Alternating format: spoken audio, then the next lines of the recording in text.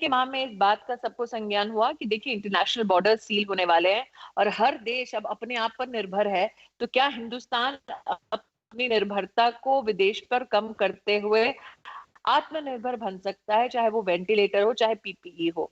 मेरा सौभाग्य रहा कि टेक्सटाइल्स मंत्रालय ने जितने भी हमारे यहाँ पर साइंटिफिक और टेक्नोलॉजिकल हमारा जो एक्सपर्टीज है उसको, हमारे प्राइवेट सेक्टर के सामर्थ्य को हम सब एकजुट एक छत के नीचे कर पाए। मार्च के पहले सप्ताह में हमारे पास एक ही लैब था टेस्टिंग के लिए। हमने डीआरडीओ, रक्षा मंत्रालय के साथ प्रयास करके देश में 9 जी। लैब स्थापित किए मात्र 10 से 15 दिन की अवधि में। फिर हमने प्रदेशों में जाके एक एक रॉ मटेरियल ढूंढा, एक एक फैक्ट्री ऐसी ढूंढी। और आपको याद होगा अमिताभ जी, तब लॉकडाउन था तो एक याद भी है। लेबर का मूवमेंट अलाउड नहीं था, एक भी फैक्ट्री ऑपरेट नहीं कर रही थी। क्या मशीनरी चाहिए जो हिंदुस्तान में बनती नहीं है, उसको हमने विदेश से सुनिश्चित करवाया। और मार्च के अंत तक जहां पर एक भी कंपनी नहीं होती थी, उसको अगर आज से आप कंपेयर करें तो आज हिंदुस्तान की 1200 कंपनियां पीपीई सूट्स न सिर्फ बना रही हैं, देश की जो दरकार है उसको हमने मात्र 2 महीने में पूरा किया।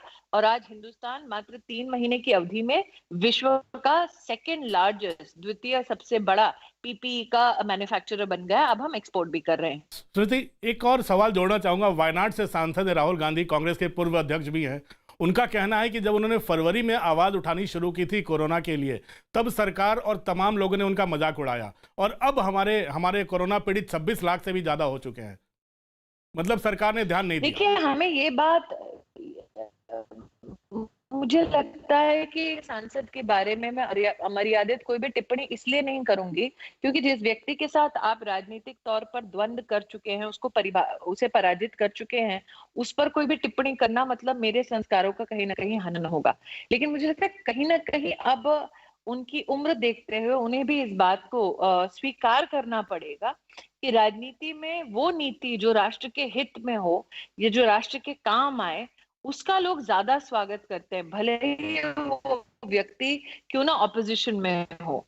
और जिस प्रकार से उनका स्वभाव रहा है, विशेषतः कोरोना में, आज ऐसा माहौल है हमारे देश में कि हमारी आपसी रंजिशें चाहे कोई भी हो राजनीतिक तौर पर, लेकिन राष्ट्र हित में, समाज हित में हमें एक स्वर में बोलना चाहिए।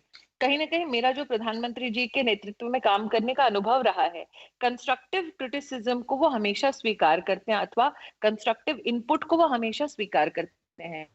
लेकिन वायनाड के सांसद ने जो भूमिका निभाई है, वो उससे ऐसा व्यतीत होता है जैसे कि कोई झुंझुना हाथ से छीन लिया गया हो और अब उसको ना पाकर हाथ में व्यक्ति निजी तौर पर इतना प्रताड़ित है कि मुंह से जो शब्द अपशब्द निकलते हैं वो बोलते हैं।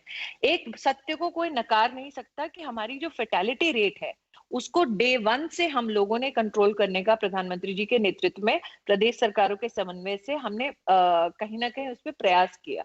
और आज हमारी रिकवरी रेट जो है वो कई विश्व के देशों से बेहतर है और उस बात का हमें संतोष करना चाहिए, ना कि वायनाड के सांसद की तरह इस बात का अफसोस करना चाहिए कि हिंदुस्तान ने इतनी बड़ी महामारी से अच्छे ढंग से, अनुशासित ढंग से प्रदेश और देश की सरकार के बीच में समन्वय के माध्यम से इतनी बढ़िया व्यवस्था कैसे की। मैं ये भी कहना चाहूंगी कि जो कांग्रेस शासित राज्य है, उन लोगों ने शायद ऐसा राजनीतिक बचपना नहीं दिखाया जैसे कि निवर्तमान अध्यक्ष और वायनाड के सांसद ने। तो अगर वायनाड की बात हो रही है स्मृति, तो एक छोटा सा मैं फ्लैशबैक में पूछना चाहूंगा। एक मजबूत गढ़ हुआ करता था, किला हुआ करता था कांग्रेस परिवार का, अमेठी। आपने वहां जाकर, आप जो देश की बहू के नाम से स्मृति ईरानी विख्यात विख्यात थी, देश भर में लोग जानते थे, वो बहू वहां जाकर अमेठी की दीदी बन गई। कितना मुश्किल था इतने विरोध के बाद भी आपको वहां पूरे जनता के बीच दीदी बन के उभरना और अमेठी से उन्हें वायनाड भेज देना। नहीं, मुझे लगता है कि गढ़ वो कल्पना में था। दिल्ली में जो विख्यात ल्यूटियन जोन है, शायद वहां पर ये गढ़ की इसको परिभाषा दी गई, लेकिन सही मायने में वहां के लोग काफी आक्रोशित थे।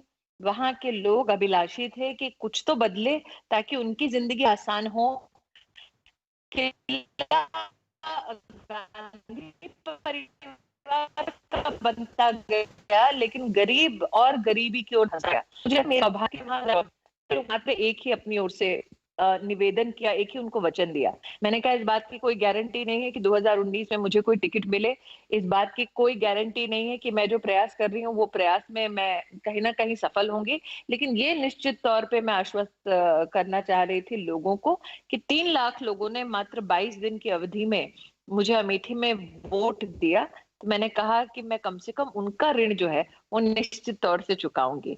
लेकिन ये आप भी सत्य है अमिताभ जी कि जब 19 में रिजल्ट आया अमेठी का, तत्पश्चात मैं शीघ्र ही वहां गई और मैंने लोगों से कहा कि हमने जो भी एक राजनीतिक द्वंद्व करना था, जो हमारी एक राजनीतिक प्रतियोगिता थी, कांग्रेस के जो समर्थक थे उनसे भी कहा कि मेरा ध्येय ये है कि सांसद के नाते मैं उनको भी समर्थन और सहायता दूं अगर वो विकास का कोई कार्य करना चाहते हैं अथवा जनता का कोई कल्याणकारी प्रोग्राम लाते हैं, उसमें भी